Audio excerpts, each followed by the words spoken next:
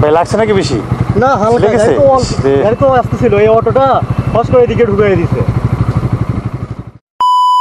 বর্তমান যাচ্ছি দিনাজপুরে, আর রাস্তাটা অনেক ফাঁকা আছে বর্তমান, এই জন্য আমি একটু জোরে যাচ্ছি।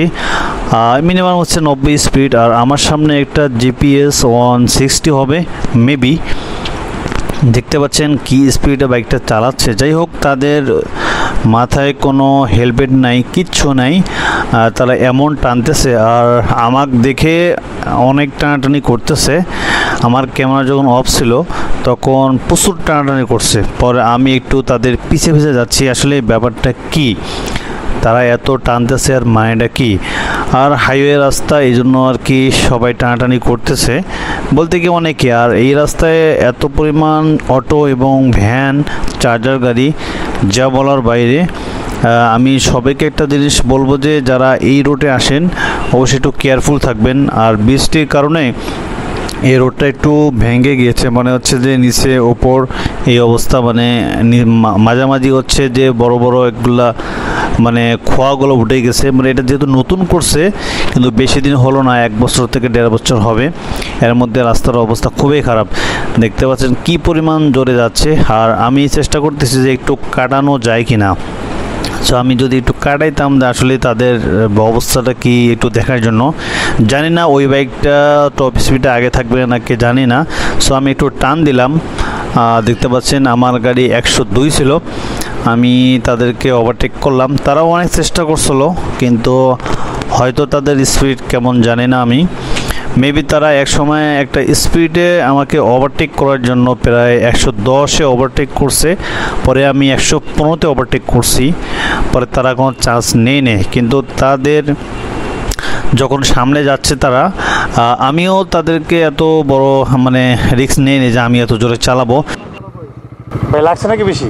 না হালকা, গাড়ি তো আসতেছিল, এই অটোটা ফস করে এদিকে ঢুকিয়ে দিছে। আমার গাড়ি তো 45 ছিল এখানে আসে।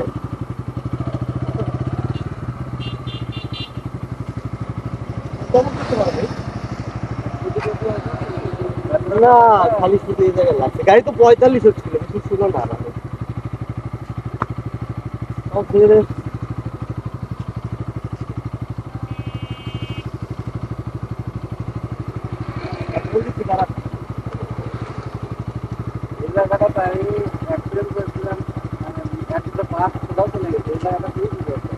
এই জায়গাটা খুবই আসলে 45 জায়গা গাড়ি। এই জায়গাটা হলো কোনা, তো অনেক সময় অনেক মাছ থাকবে ডাইরেক্ট আসে। অটো তো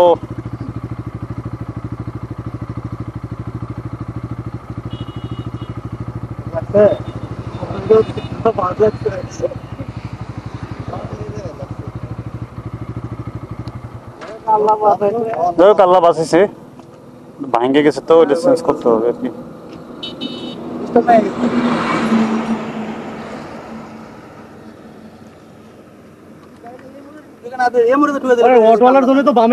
না না, অটো তো সোজাই যাবে, আপনি এদিকে, আমি তো ছিলাম পিছনে, এদিকে নিলে হইতো না, কিন্তু ভুস করে ওই দিক দিয়ে। হ্যাঁ আচ্ছা ভাই, আসি। হ্যাঁ, তাদেরকে বিদায় দিয়ে দিলাম, এবং মূলত হচ্ছে তাদের কারণেই অ্যাক্সিডেন্টটা হয়েছে, এবং আমার ক্যামেরাটা তখন অফ ছিল, এই কারণে মূলত ভিডিওটা করতে পারি নাই। আর হচ্ছে এমন টানাটানি করছে, আসলে বাইকটা অনেক টানছে। আর সামনে দেখতে পাচ্ছেন যে অ্যাক্সিডেন্ট বলতে বলতেই হচ্ছে সামনে আবার এরা একটা বাইকের মধ্যে 3 জন, তারা কোনো উত্তর দিতে পারতেছে না। আরেকটা হচ্ছে যে আমি তাদের, যারা আমার এই ভিডিওটি দেখেন তাদের বাবা মাকে বলবো যে কেউ এইভাবে সন্তানদেরকে বাইক দিবেন না। একটা বাইকের মধ্যে 3 জন রাইড করতেছে উইদাউট কোনো হেলমেট নেই, শুধু একজনের হেলমেট, আর এদের বয়স অনেক কম। একটা হাইওয়ের মধ্যে কিভাবে চালাচ্ছে দেখেন। সবাই সতর্ক থাকবেন, হেলমেট পরিধান করবেন, সেফটি বাইক রাইড করবেন, কেউ রেস করবেন না। গাইজ সবাই ভালো থাকবেন, সুস্থ থাকবেন, আল্লাহ হাফেজ, থ্যাংকস ফর ওয়াচিং।